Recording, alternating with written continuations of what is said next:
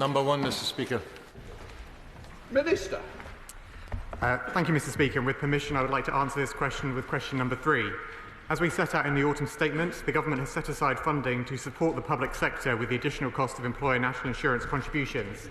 The amounts are £4.7 billion in 25-26, 4.7 in 26-27, 4.8 in 27-28, 4.9 in 28-29 and 5.1 in 29-30. The Government plans to update Parliament on allocations to the Department as soon as possible.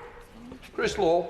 Thank you, Mr Speaker. Labour's national insurance increase will cost Dundee City Council a minimum of £7.3 million, while across Scotland an additional £500 million will be incurred, rising to £750 million when indirect employees such as GP practices are included.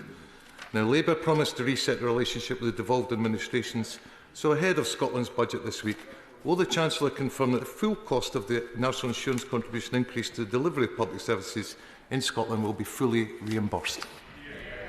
Minister.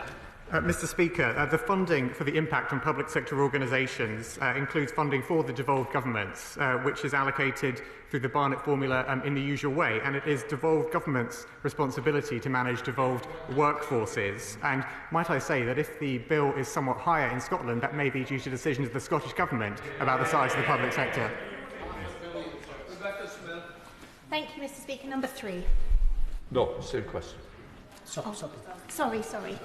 A major housing association serving not only Plympton, Plymstock and Ivybridge in my constituency, but the rest of Plymouth and other parts of Devon and Cornwall will have to shoulder £750,000 in increased national insurance contributions. This is money that could be spent on new homes for some of the most vulnerable in my constituency. How will the Minister reassure my constituents patiently waiting for much needed social housing when they realise that they will have to wait longer because of the Chancellor's decisions? Minister. Mr Speaker, we recognise the decision about national insurance contributions is a tough one, but we also recognise that it was necessary for the Chancellor to set out the budget that includes a record set of promises around home building. We are set to build 1.5 million homes over the course of this Parliament, investing in social and affordable housing. That is what will benefit her constituents who need a decent home. Esterson. Thank you very much, Mr Speaker. The Shadow Chancellor was touring the TV studios this morning saying the party opposite did nothing wrong in government. Can my honourable friend confirm that the reason for the changes to national insurance are precisely to plug the £22 billion gap that the party opposite caused and to ensure our constituents can get a hospital or GP appointment? I think it fits the question. So much. My honourable friend is absolutely right. The problem with the party opposite is they're all very happy to say they want more funding for the NHS. They're just not prepared to pay for it. And what they need to realise is that when you're in government, you have to take tough decisions to make sure you can fund public services and fix the public finances. Neil Duncan-Jordan. Thank you, Mr Speaker. What reassurance can the Minister give to hospices like Julia's House that serves my constituents who are concerned by the planned increase in national insurance contributions and the impact that that is going to have on the services that they provide? Minister. Well, I thank my honourable friend for his question. And as you all know, many hospices are independent charities. They will therefore be able to access the employment allowance, which we have doubled to £10,500 a year, as well as the other wider tax relief within the tax system for charities, such as business rates relief and gift aid. Of course, hospices quite often have statutory obligations with the NHS as well, and so I suggest any hospices discuss their contract with their Integrated Care Board. Shadow Minister Gareth. Davies. Good morning, Mr Speaker. Later today, the House will be voting on the Government's £25 billion national insurance tax hike. To avoid any uncertainty when we vote, can the Minister confirm exactly which public sector organisations will be compensated? Yeah, good question. Minister. Well, if the Shadow Minister would like to know which public sector organisations are going to be compensated, he could look at what his government did with the Health and Social Care Levy, because the definition of public sector organisations is set out through the ONS. It's a regularly cited definition. We will reimburse departments and other public sector organisations. Davies. Mr Speaker, there was so little information in that. I think the Civil Service will be very proud of him. The Minister won't say who will be spared by the Chancellor's tax raid, but we do know that working people will be made to pay. The OBR have said so, the IFS have said so, even the Resolution Foundation have said so, and working people know so. Why is it that Labour always leave office with higher unemployment than when they started? Minister. I don't think the Shadow Minister listened to my response to the previous question, Mr Speaker. I'll set out very clearly what the definition of the public sector is for the purposes of the national insurance contributions. If you look at what the OBR has said, yes, they recognise that we are asking businesses to contribute more and this will have impacts. But the OBR also says that the employment level by 2029 will rise from 33.1 million to 34.3 million, an increase in the employment level over this Parliament. Democrat spokesperson Daisy Cooper. Thank you, Mr Speaker. Citizens' Advice in St Albans supports some of the most vulnerable people to access public services. They say that the national insurance contribution changes will, and I quote, hit hard because we employ mostly part-time staff, and the change to the threshold means we go from paying nothing to the full amount for each staff member. The increased rebate is intended to offset the national insurance contribution for small organisations, but does not for us because so many of our staff are part-time. Will the Chancellor and Ministers look again at the impact of the national insurance contribution changes on part-time workers? Minister. Mr Speaker, we recognise that the decision we've taken is a tough decision to increase the rate and to broaden the base through the changes to the secondary threshold. I welcome the work that the organisation the Honourable Lady mentioned does in her constituency, but I would also say that perhaps the need for advice might be less if public services were stronger. And one of the reasons why we are taking these difficult decisions about taxation, welfare and spending is precisely to make sure that public services can provide the service that people need. Daisy Cooper. Thank you, Mr Speaker. We all want to see stronger public services.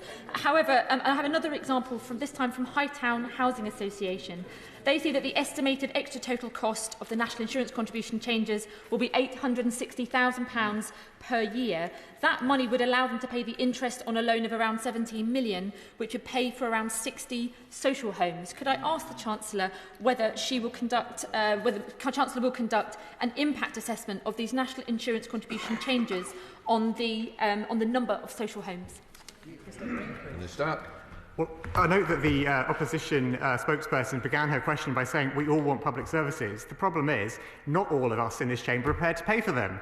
And that is exactly why we have to take difficult decisions to make sure we can fund our ambitious plans around the NHS, education and indeed housing. An impact assessment, the outcome of the impact assessment is published in the TIN note, which is published alongside the legislation, which I'm sure the Honourable Lady will have seen. But it comes down to the basic point.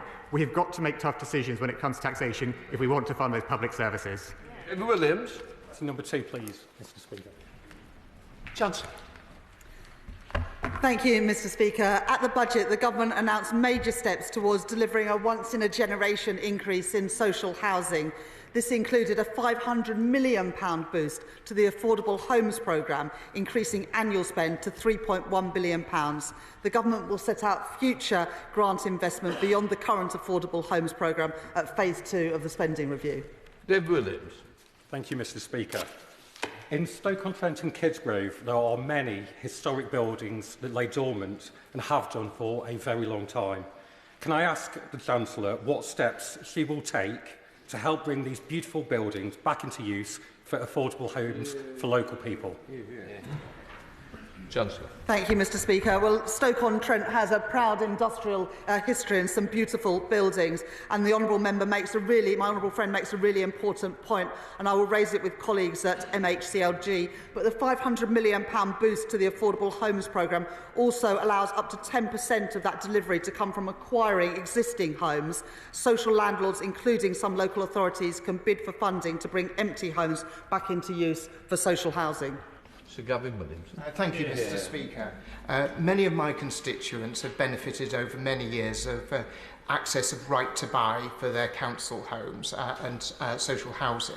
This has given them an important step onto that ladder to home ownership.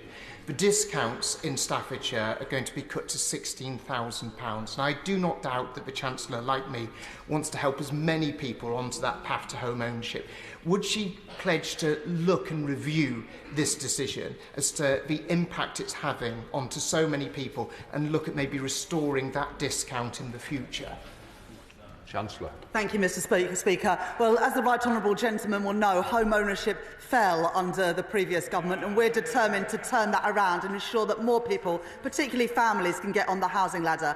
As the right honourable gentleman has confirmed, the right to buy discounts will continue, but in the future, every penny of that money will go back into building new social housing so that more people can have a home of their own and a roof over their head. Bob Black. Number 4, Mr. Speaker. Minister. Thank you, Mr. Speaker. I read the report that the Honourable Member referenced with great interest, and I have a lot of sympathy for those who suffered in the report. However, I would say to the Honourable Gentleman that a lot of the incidents that are described in the report happened a very long time ago, and the FCA has made substantial changes in response to these experiences. It doesn't mean it's the end of our engagement, obviously, with the FCA, but I'm continuing to hold them to account. But they have made changes since the report came to light. Bob Black. I thank the Minister for the answer that she's given. The fact is that the FCA have been completely defensive in response to the report. Since the historical elements that have been quoted by the FCA, 13 major scandals have erupted. Mr. Speaker, I won't intrude on your time because I'm sure you wouldn't want me to list all of them, but the Woodford Equity,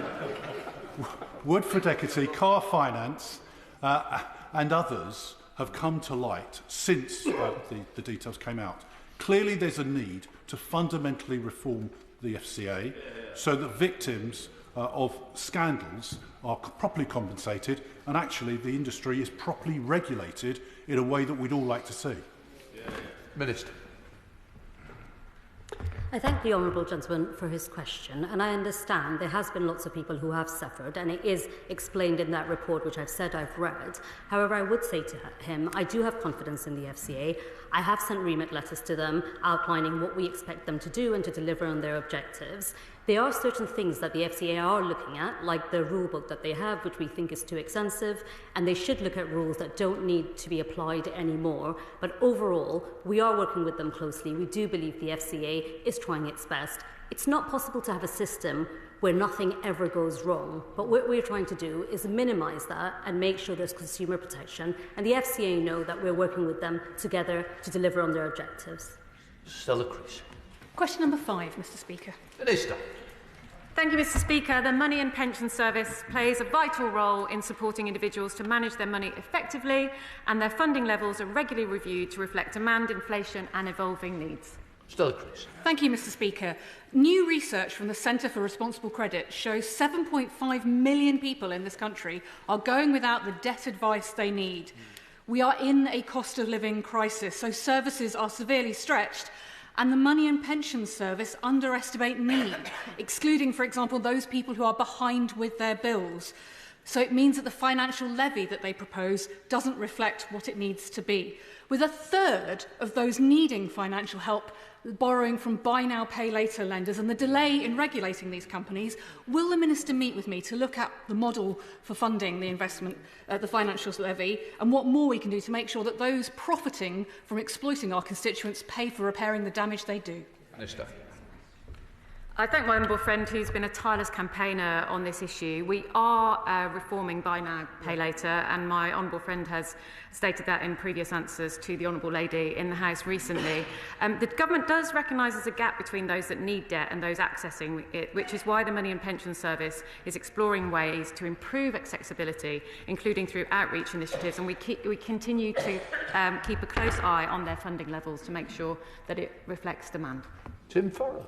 Thank you, Mr. Speaker. The Money and Pensions Advice Service does tremendous work supporting people in my constituency, people who come to our surgeries who are in desperate need and particularly facing crippling debt, as do organisations like Christians Against Poverty as well. I wonder whether the government may consider putting more money behind the Money and Pensions Advice Service, not just in terms of the staff that they have, but also in terms of visibility and presence in local communities, and perhaps considering a proposal that others have put forward of making our post offices a shop window for government services in our communities, including providing advice like this. Minister.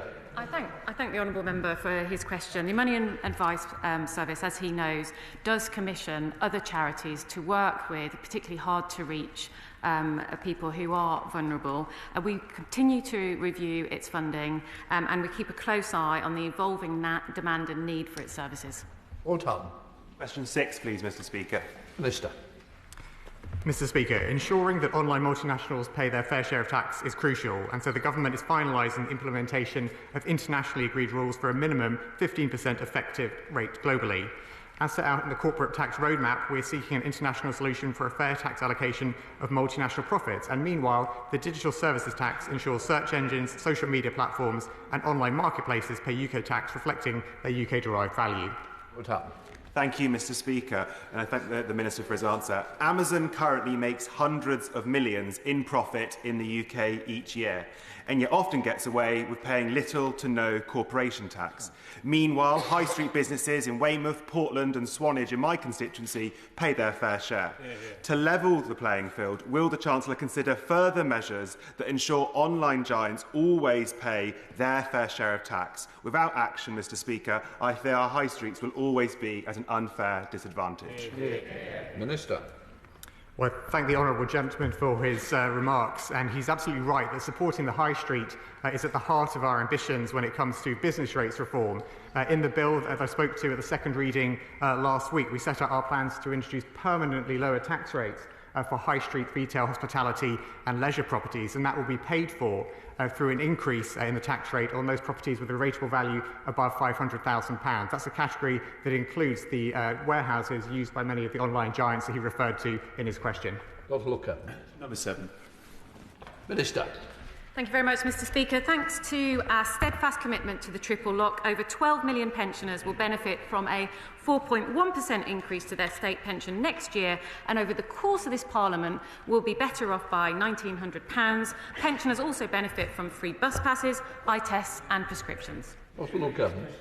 Thank you, Mr. Speaker. And in September, the government released statistics showing that 1 in 5 pension credit claims were not being processed within 50 days. I raised this with a written question 5385, and part of the answer said the department has secured funding for additional staffing to improve processing times. 2 months later, data has been released saying it's now 1 in 4 pension credit claims taking longer than 50 days. So how much funding was given? Will there be more funding given to try and move this forward? And what conversations is she having with DWP to ensure this funding is spent properly, given it's taxpayers' money? Minister. I thank him for that answer. I am a joint minister in both departments, so I have many conversations with officials about this all the time. We are absolutely determined that those who are eligible for pension credit should be aware that they can apply for it, given our big campaign to raise awareness. Only last week we launched a TV campaign on this issue, and we have deployed an additional 500 staff to processing those claims. But we have seen, thanks to our campaign, a 145% increase, which is why it's taking a little longer to process the claims. But we are absolutely focused on speeding that up and making sure those who are eligible get the help that they need. Jeremy Stone. Number 8, Mr. Speaker. Minister. Mr. Speaker, with permission, I would like to answer this question with question number 20. A prosperous rural economy will be underpinned by improvements to rural connectivity and productivity, the availability of affordable energy, access to public services and a thriving farming sector.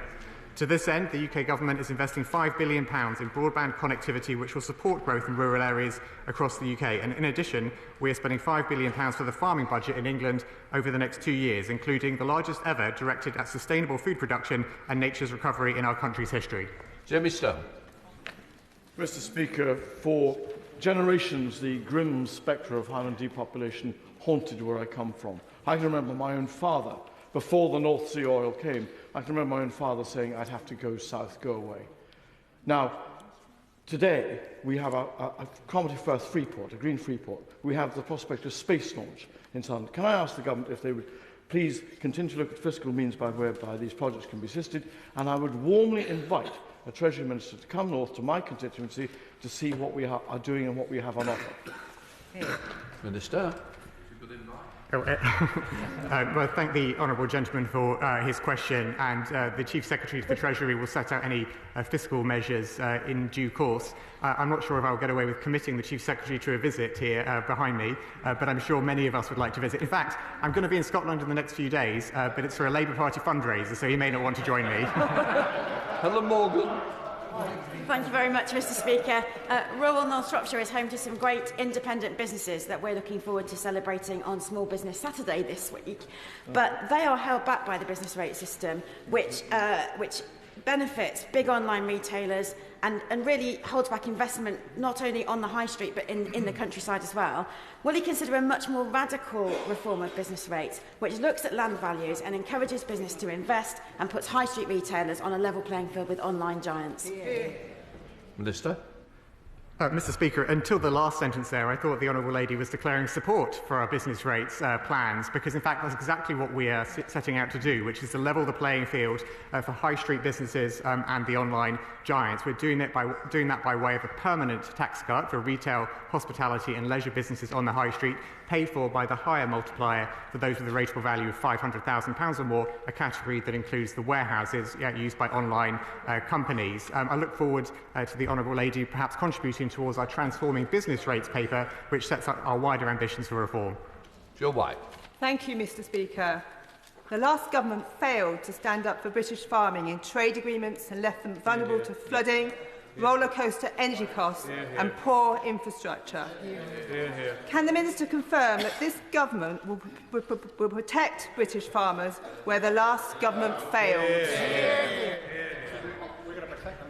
Well, my honourable friend is absolutely right to point out the failures of the previous government and to point out that this government remains steadfast in its commitment to farmers across the country. And that's exactly why we've committed £5 billion to the farming budget over the next 2 years, which includes the largest ever budget for sustainable food production in our history.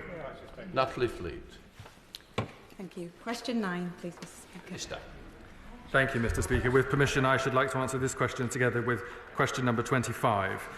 We plan to raise living standards by boosting economic growth, putting more money in people's pockets, and by developing a comprehensive strategy on child poverty to give every child the best start in life.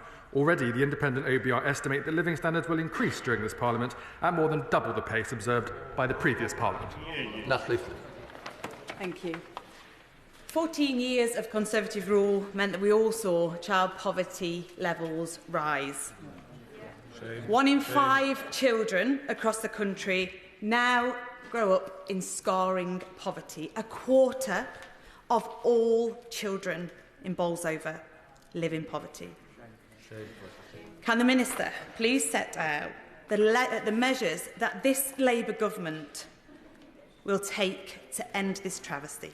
Minister. I thank my honourable friend for her question. She will know that this government, as every Labour government, is committed to improving living standards right across the country.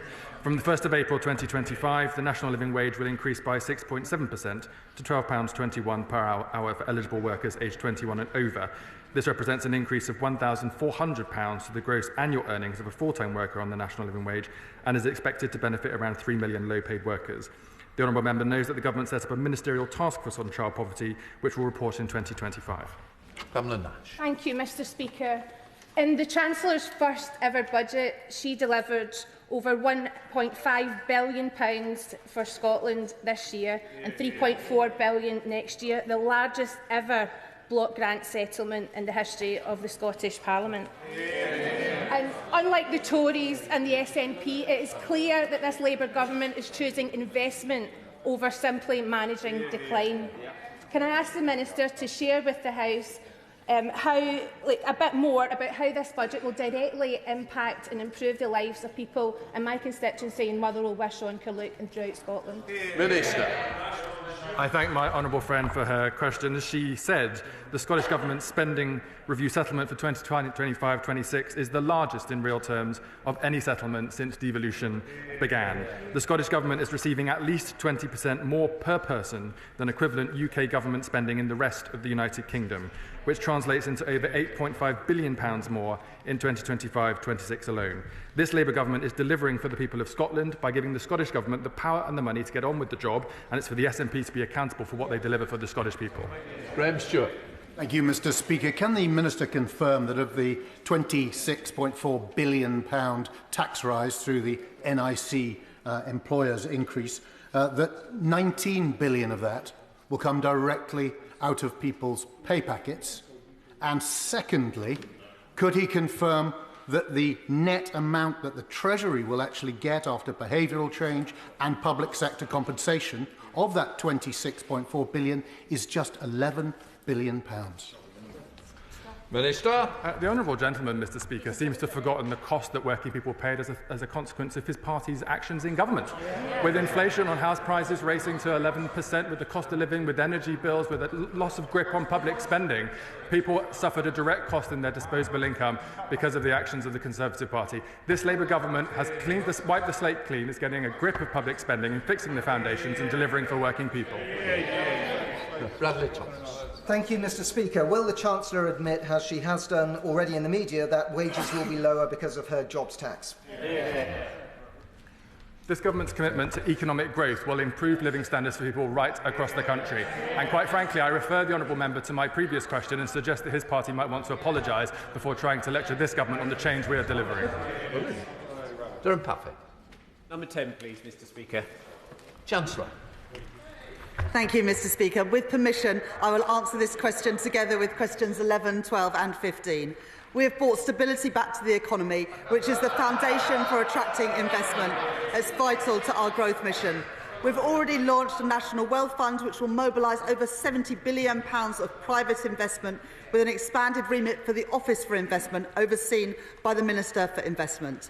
In October, we welcomed global investors from around the world to London for the International Investment Summit, where we were able to announce a record-breaking £63 billion of private sector investment into our economy. Can I thank the Chancellor for her response? I've been meeting a number of maritime companies in and around the port of Southampton, and they tell me that the single biggest key to unlocking further investment would be the expansion of the national grid to our city. Can the Chancellor say what steps she's taking to secure that vital investment, and would she meet with me and local industry leaders to discuss how this would boost our local and national economy? Chancellor. Thank you, Mr Speaker. Well, it was a pleasure back in June to go to my honourable friend's constituency to see the port, the wealth creation and the jobs that it's bringing to Southampton. As I set out in the autumn budget, as well as focusing on the National Wealth Fund's capital investment in ports, we are committed to accelerating grid connections and ensuring that new network infrastructure is built at pace to unlock investment and growth opportunities. We're particularly focused on driving network build, including by completing the strategic planning of the energy system needed for 2030, to ensure that projects like my honourable friend has mentioned in Southampton make the progress that they need to. Alan Gamble. Thank you, Mr Speaker. New green businesses like XLCC in Ayrshire, a subsea cable manufacturer, are seeking long-term investment to create jobs. Recently, my right honourable friend, the member for North Ayrshire in Arran, and I visited its training academy in Irvine. Can my right honourable friend tell me what more she will do to help Scottish businesses like XLCC secure long-term investment? And might she invite a visit Ayrshire to see them in action? She'll be desperate to. Chancellor. Well, thank my honourable friend for that question and that invitation as well.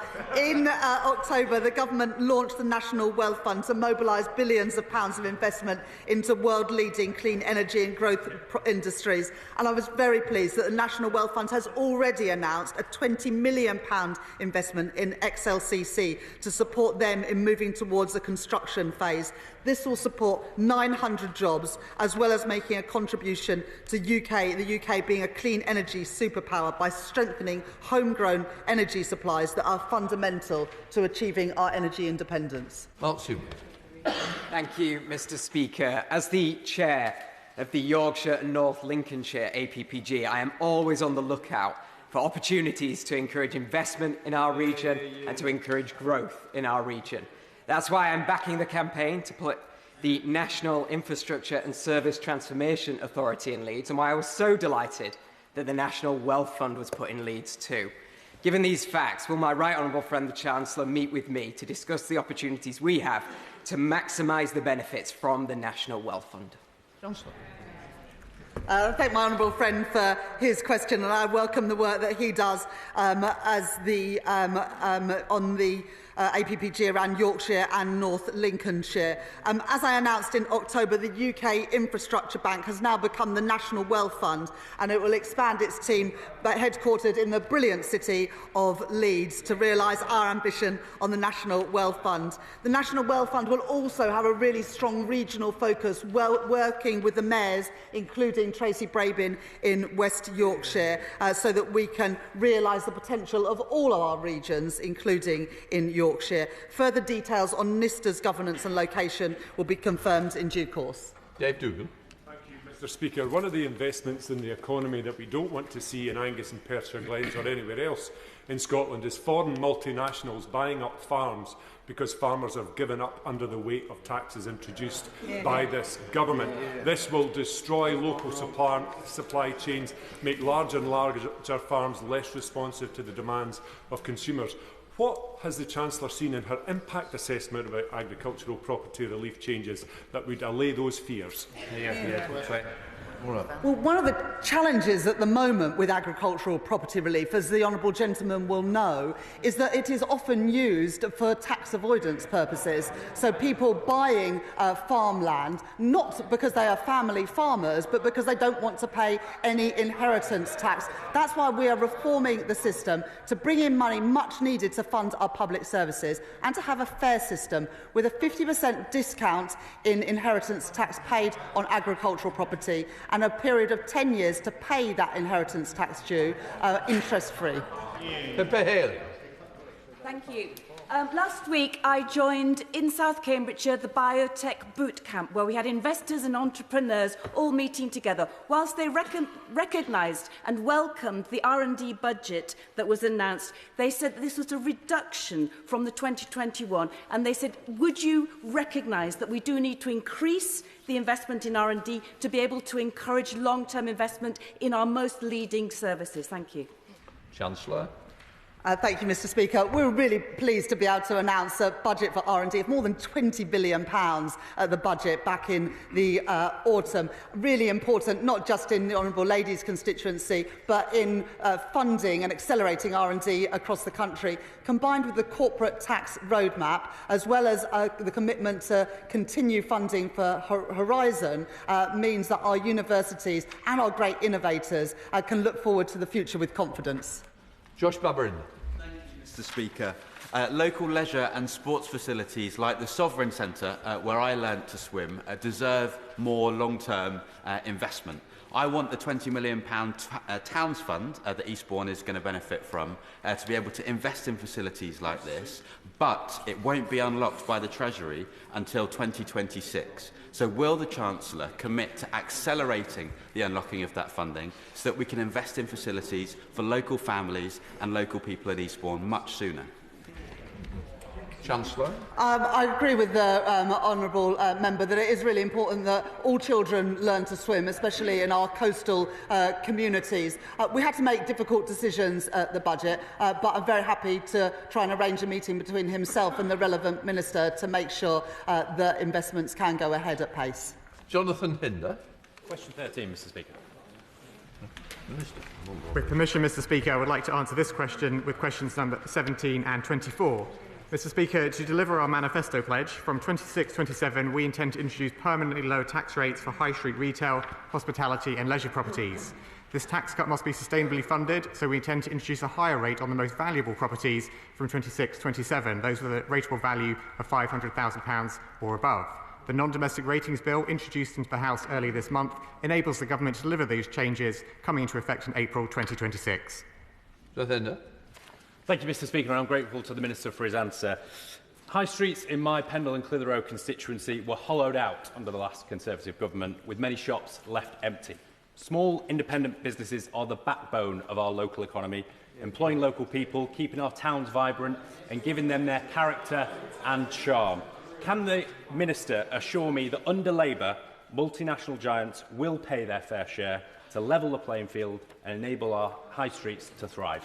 Minister. Well, I thank the honourable gentleman, and he's absolutely right about the importance of small independent businesses in his constituency, and I'm sure that is a sentiment shared by MPs right across this House.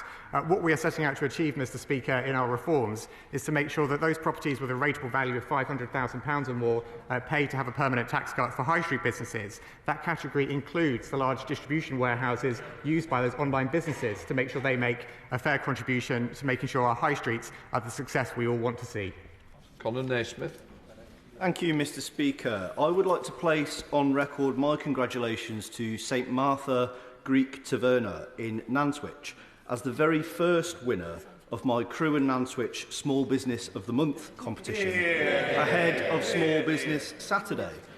Small businesses like St Martha on our high streets regularly raise business rates as a significant challenge. So what steps is the Minister taking to ensure businesses like St Martha can continue to thrive? Minister. Well, thank you, Mr Speaker, and may I extend my congratulations as well to St Martha's Greek Taverna in Nantwich. Given the time, I'm feeling a bit hungry now talking about food. But I very much want to reassure him that our plans to reform the business rate system will see a permanent tax cut for retail, hospitality and leisure businesses. And whilst I don't know exactly the details of the rateable value of the property in question, I'm sure properties like that would be eligible for this cut. It's crucial that we support those much-loved local businesses, and I'm so glad he's doing all he can to champion them, and I look forward to my invite. Jay Botterill. Thank you, Mr Speaker. Many people in my community rely on in-person banking and access to cash. I was pleased to recently open the banking hub in Ossett Town Centre. Ossett was previously one of the 55 bankless towns in the UK. Can the Minister please tell me how this government is looking to further support those who rely on these services, particularly in towns and rural villages? Minister. Well, my honourable friend is absolutely right to highlight the importance to communities of having access to cash and banking services, which is why we've committed to rolling out more banking hubs across the country, 100 by the end of this year, a total of 350 through our commitment. That is something we want to work with local communities across the country to deliver so that all areas, like Ossett, can benefit from a local banking hub. Sammy Wilson. Mr Speaker. The heavy burden of business rates and also the national insurance contributions which the government is going to impose on small businesses is taxing businesses to death.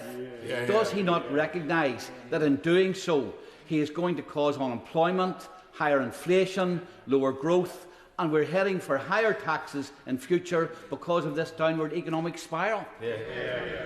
Minister. Well, as the honourable gentleman will see in the National Insurance Contributions Bill this afternoon, we have specifically doubled the employment allowance, which will help those small businesses to employ up to 4 people earning national living wage without paying a penny of national insurance. That is dedicated support to help those small businesses in the context of what I admit is a tough decision. But perhaps if he has a chance to contribute to the debate later, he might say whether or not he supports the extra public services funding which comes from these difficult decisions. Will Forster. Give your name, sorry. Thank you, Mr Speaker. Businesses like Mr Miles in Taunton High Street are being hit hard by the changes in taxes for hospitality businesses, the increase in wage bill but also national insurance contributions and the massive increase in business rates, such that they are now considering reducing their opening hours and making our high street less vibrant than it really should be. Will one of the challenges is the 50,000 rateable value limit for the discount. Many premises on high streets have a rateable value of more than 50,000. Would the Chancellor consider reviewing the limits placed on the discount for business rates for small businesses? Minister. Well, as the honourable gentleman will know, we've set out our plans for reforming business rates to make sure that retail, hospitality and leisure properties on the high street with rateable values below £500,000 will benefit from a permanent tax cut from this government. The importance of that tax cut being permanent is it gives businesses the stability they need to invest and grow, and I look forward to his support for our reforms when we vote on them in due course. Jen Craft. Thank you, Mr Speaker. Number 14, please. Chancellor. Sound management of the public finances means spending wisely and not sending money to fraudsters. Today, I have appointed the health expert Tom Hayhoe as our new COVID counter-fraud commissioner. As chair of an NHS trust during the pandemic, he saw the urgency of getting PPE to NHS staff when they needed it.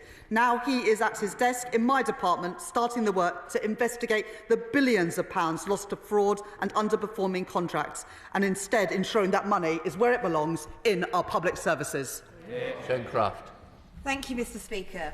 My constituents expect the government to treat taxpayer money with the utmost respect. However, during the pandemic, the Conservatives handed out contracts to their friends and donors and failed to prevent fraud, using the crisis as a cover for their greed. Does the Chancellor agree with me that this money belongs to the taxpayer? Chancellor. My honourable friends' constituents in Thurrock are absolutely right to be angry about the waste and corruption that happened under the previous government. That money belongs to the British people and in our public services, not in the pockets of fraudsters taking advantage of a national emergency. Tom Hayhoe will leave no stone unturned in investigating the carnival of fraud that the previous government presided over, including in PPE contracts, where they'd recommended any attempts to reclaim that money be abandoned. Letting huge sums of taxpayers' money wasted would be egregious, and I will not tolerate it. Harriet Frost.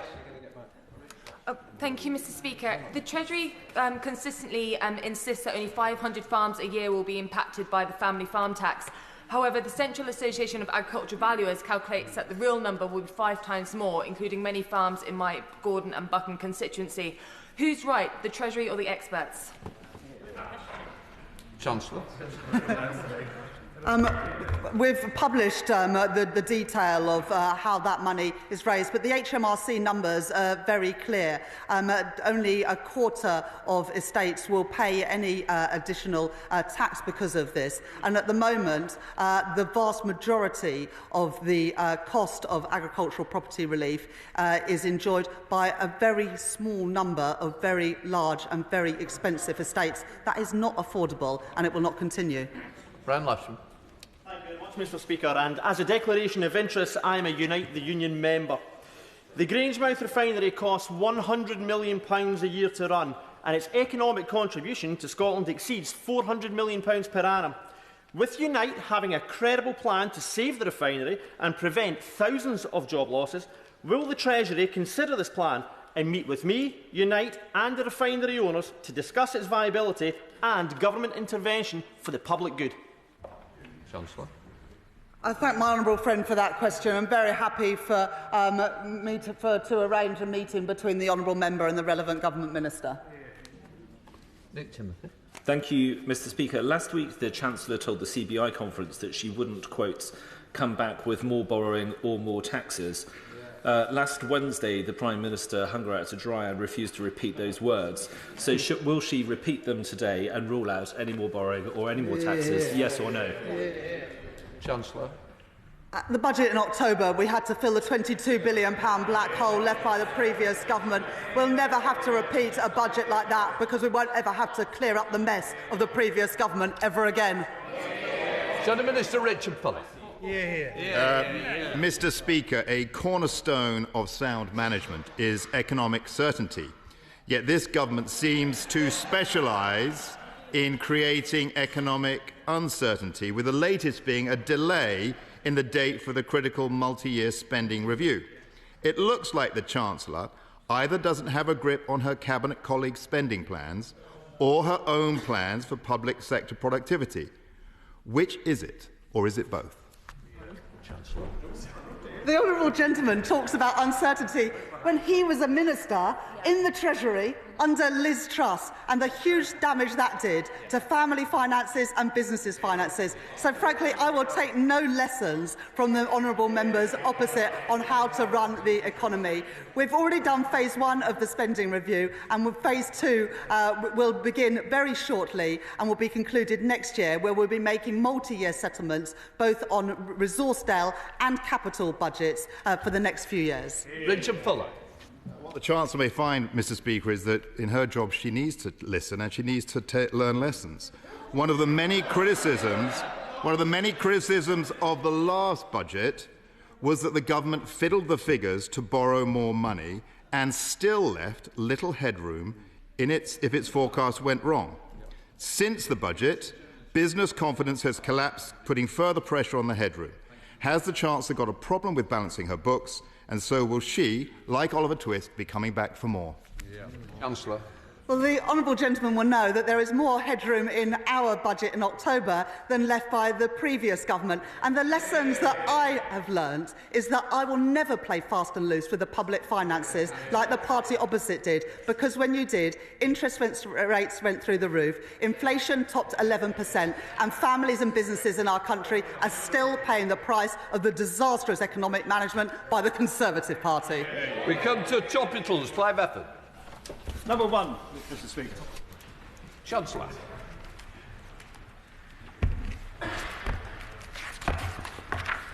Thank you, Mr. Speaker. At the budget, I wiped the slate clean after 14 years of chaos and mismanagement of our public finances and have brought stability back to our economy, which means that we can get on with our promise of delivering change. That means investing to fix the NHS and to rebuild Britain, while ensuring that working people don't face higher taxes in their payslips.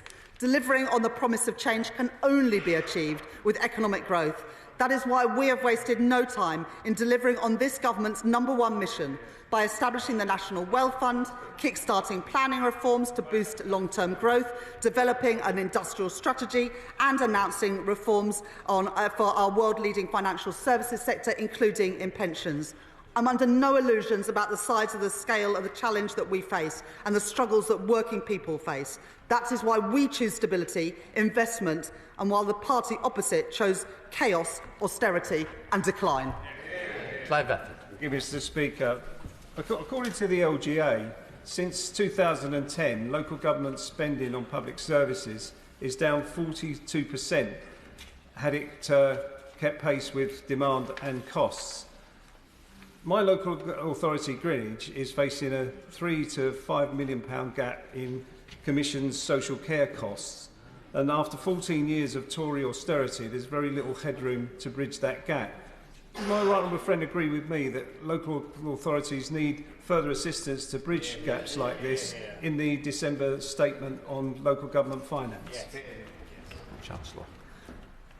Thank you very much, Mr. Speaker. As my honourable friend will know, in the autumn budget and phase 1 of the spending review, more than £1 billion was made available for local government, including £600 million for social care. The allocations of that money will be set out in the normal way in the next few weeks to make sure that local government, as my honourable member says, is funded properly to ensure that it can deliver the services that it needs to. Should Chancellor Millstrike? Thank you, Mr. Speaker. And can I say what a pleasure it is, Mr. Speaker, to appear opposite the Right Honourable Lady for the first time. I was tempted to ask her, Mr. Speaker, how it was going, but I didn't want to start out by being unkind. So, could I ask her this? When she recently pledged to the CBI that she would not be raising taxes again, did she mean it? Look. I welcome the Right Honourable Member to his place, and I look forward to many exchanges across the dispatch box. At the budget in October, as the Right Honourable Gentleman knows, we had to fix a £22 billion black hole in the public finances. And of course, some of that black hole comes from the fact that we're the only G7 economy where employment is lower now than it was before the pandemic, when he was presiding as Work and Pensions Secretary in the previous government. So we did have to raise taxes to fund our public services, but never again will we have to repeat a budget like that, because we have now wiped the slate clean and drawn a line under the mess created by the last government. Actually discern any answer to my question in that, Mr. Speaker. So could I put it this way? Number 10 have now stated that they are not prepared to stand by her commitment on tax. So could I ask the Right Honourable Lady, is this because Number 10 changed its mind, or is it because the Right Honourable Lady spoke without thinking? Chancellor. No Chancellor is going to write 5 years' worth of budget in their first 5 months as Chancellor of the Exchequer. But what I can say is that we will never have to deliver a budget like that again, because we took the decisions in this budget to wipe the slate clean after this mismanagement and decline and chaos of the previous government. It required difficult decisions, but it was right to make those decisions so that we can now get going on our plans to deliver growth and reform public services to deliver the NHS and schools that our country desperately need. Jason. Jacob. Thank you, Mr Speaker. The A50, A500 and Branston Bridge in my constituency are just 2 examples of infrastructure projects that need investment. Can I ask the Chief Secretary what investment the Department is making in improving our roads and infrastructure? I thank my honourable friend who has campaigned extensively on this issue in his constituency. I understand National Highways continues to develop proposals to improve the A50 corridor through a Toxeter as part of the pipeline of projects for future road investment strategies. He will know that at the budget we've invested £1.6 billion to maintain and renew the nation's local roads, including a £500 million increase in 25-26 alone. Dr Caroline Johnson. Thank you, Mr Speaker. Mr Speaker, air ambulance charities deliver life-saving treatment to people every single day, yet they're under threat from the Chancellor's NI rise and taxes. The Lincolnshire and Nottinghamshire Air Ambulance alone will need to find another £70,000 just to pay the national insurance rises. Mr Speaker, 2 weeks ago, myself and other local honourable and right honourable members wrote to the Chancellor to raise this, but we haven't had a reply. So can I ask her now, will she exempt these vital charities to ensure they continue their vital life-saving work? Chancellor. The tax rises in the budget were used to provide a £22.6 billion uplift in the budget for the Department of Health to ensure that our NHS is funded properly. And the NHS will make sure that important services are properly funded, and those allocations will be set out in the normal way. Lee Pitcher. Thank you, Mr Speaker. I understand that the Chancellor will be attending the Great Northern Conference today in Yorkshire and the Humber region. In light of that, can the Chancellor tell us how she is going to make the most of growth opportunities for our region? Chancellor. I thank my honourable friend for that question, and I'll be heading to the Great Northern Conference in Hull later this afternoon to speak about the impact of this government's policies on both Yorkshire and the wider north of England. We're supporting local leaders and local communities through integrated settlements, investing in the Transpennine route upgrade, East-West Rail, High Speed 2 and reshaping public services. Alan Maguire. Thank you, Mr Speaker. The owner of Horton Pharmacy in Epsom has raised concerns about the financial burden of increased employers' national insurance contributions on community pharmacies. Pharmacies provide frontline care, and without support, their viability and the accessible healthcare they offer could be at risk. This will add pressure to an already strained National Health Service. Will the Chancellor reconsider and exempt community pharmacies from this increase? Minister. Mr Speaker, primary care providers have yearly negotiations with the Department around what services they provide and what money they are entitled to. But more broadly, Mr Speaker, the reason why we are taking these difficult decisions about national insurance and other decisions in the budget is precisely to fund the NHS, to make sure that we have a health service our country needs and deserves. Peter Lamb. Crawley's public services, not least its schools and the NHS, are set to benefit significantly from the measures set out within the budget. Does the Minister agree with me that the parties opposite can't have it both ways, claiming to support this investment in our local public services while rejecting every one of the measures necessary to fund them? Chancellor. I thank my honourable friend for that question. In the last 4 weeks since the Leader of the Opposition has been elected, the Conservatives have made £7 billion of commitments to cut taxes, but with no idea of how they would cut public services to be able to afford it. We don't know how they're going to be voting on national insurance, but you can see pretty quickly how they ended up leaving us a £22 billion black hole. David Hines. Thank you, Mr Speaker. For living standards, for driving income equality, for children's life chances, the single most important factor is having a job. Why is she disregarding this fundamental truth with policies and tax that will actively harm employment and particularly youth employment? Minister. Mr Speaker, we know that if you look at the OBR forecasts of what will happen over the course of this Parliament, the employment level will increase from 33.1 million to 34.3 million. And he talks about youth unemployment. I suggest he reads our Get Britain Working White Paper, which sets out in detail what we would do to help get young people and people suffering from ill health back into work. Christian Osborne. Thank you, Mr Speaker. Last week, this House passed the second reading of the Tobacco Vapes Bill, and I was proud to walk through the voting lobbies with my colleagues on this side of the chamber. This government is committed to implementing the vaping products duty, which complements this bill, which will safeguard our young people. Can the Minister confirm whether it is considering using a digital platform tax for this duty? Minister. Thank you, Mr Speaker. As my honourable friend set out, the government confirmed the introduction of a vaping duty for products for vaping to target young people and non-smokers to make sure they don't take up vaping in the first place. Registrations for the duty will open on the digital platform from April the 1st, 2026, and it will take effect from October the 1st that year. Stephen Gittins. Speaker, on the subject of economic black holes, the Labour Mayor of London thinks that Brexit has punched a £40 billion black hole in the public finances. So does the Chancellor think, a very simple question, has leaving the EU been a net positive or net negative for the public finances? Good question. The government has no overall estimates of the impact of the UK exit from the EU, but the OBR has a projection of a 4% drop in productivity in the long term. That's why we are starting negotiations with the EU to improve trade in our mutual interest. No. Thank you, Mr Speaker. The last government left a mess of £22 billion for us to clean up, with short-term decisions and absolutely lack of investment in services. This government is taking a different approach with a long-term investment for our economic success. Can I ask the Chancellor if she will work with me to find the £3 million of funding required in a long-term investment at the Port of Rosyth to bring back a ferry between Rosyth and Dunkirk that would bring 51,000 passengers a year to Scotland and take 8.1 million kilometres of freight traffic off the road, and has the support of large local employers such as Maui and Amazon? Thank you, Mr Speaker. The government recognises that ports are an important route to growth, which is why the National Wealth Fund will deploy at least £5.8 billion into 5 priority manifesto sectors, including ports. I'd be happy to meet with my honourable friend to discuss the specific issue in his constituency in due course. Roberts. WealthTech was placed into administration by the FCA after losing £80 million of its clients' money.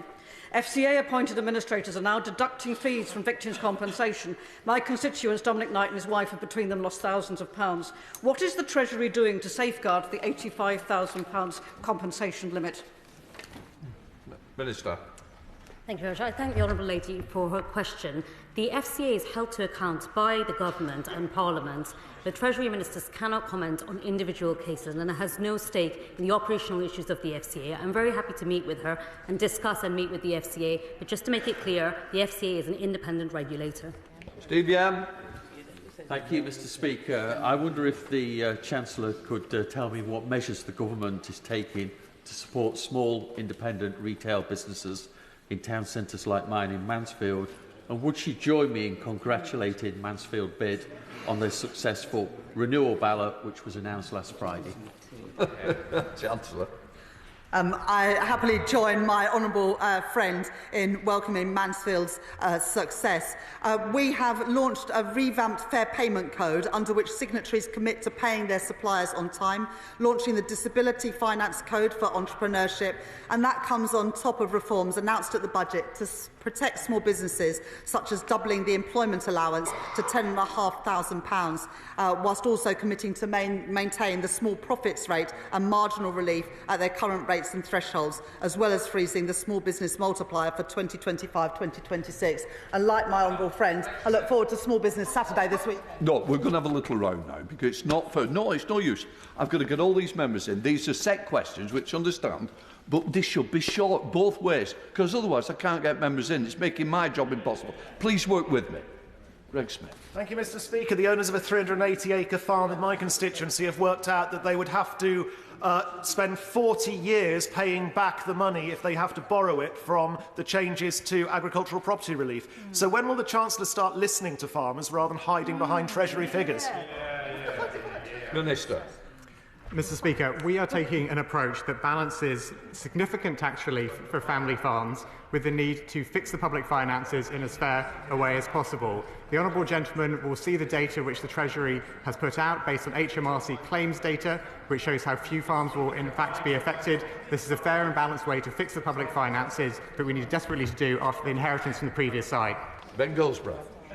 Speaker, it's vital that we get value for taxpayers' money, yet Conservative-run Norfolk County Council's doomed Norwich Western Link Road is costing taxpayers £27,000 per day. That's nearly 50 million so far for not an inch of tarmac. Does my honourable friend agree with me that Norfolk Tories don't just give you Liz Truss in Whitehall, but also in County Hall? Yeah. Minister, you're running out of road. The government will always support local authorities to deliver good value for money road enhancements that support economic growth and improve connectivity. The Norwich Western Link Road is currently the subject of a live planning application, so I'm afraid I can't comment further on the specific. Rupert Lowe. Thank you, Mr. Speaker. Rather depressing listening this morning. I can't help this repetition of 22 billion black hole. We're dealing with very serious matters like people's employment. Ultimately, I hear the Chancellor talking about a central planning agenda. It's the public services that are the problem. They're wasting money. Please, can we please seriously consider this? Will she accept if the economy turns down next year, she's made a mess of it, which surely it will? Chancellor.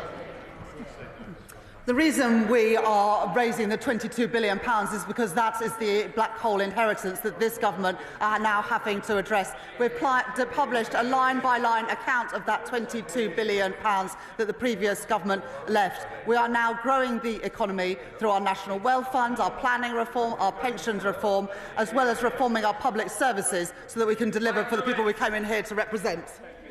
The Treasury team may be aware that there's a growing body of evidence that the growth of the financial sector beyond a certain size has an impact on the economy, particularly the productive economy. So up to over a 10-year period, £4.5 trillion it's cost the rest of the economy.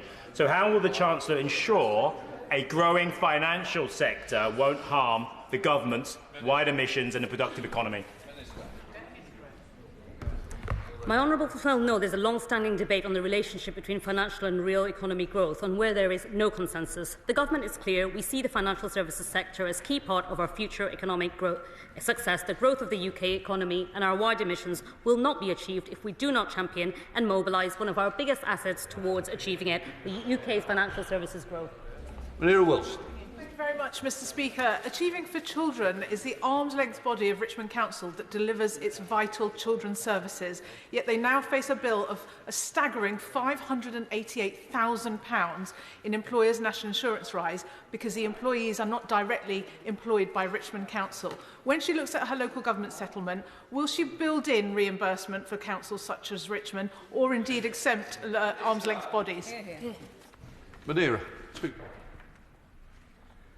Mr. Speaker, as the honourable member will know, at the budget we announced an increase in local government funding of 3.2% next year, and indeed the Chancellor announced extra funding for early years providers to deliver government-funded childcare places, which will be a total funding of over £8 billion in 25-26. I look forward to her support for all that extra funding.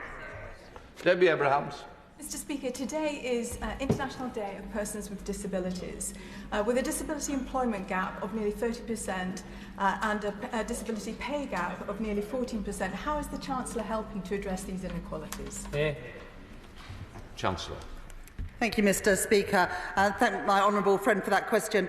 Just today, the government launched the Disability Finance Code for Entrepreneurship, something championed by my right honourable friend, the business and trade sector, to ensure that people from all types of backgrounds, including with disabilities, can start and grow their own businesses.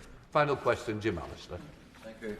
When the Windsor Framework was introduced, it was accompanied by the boast that access to the EU single market would result in a huge increase in investment in Northern Ireland.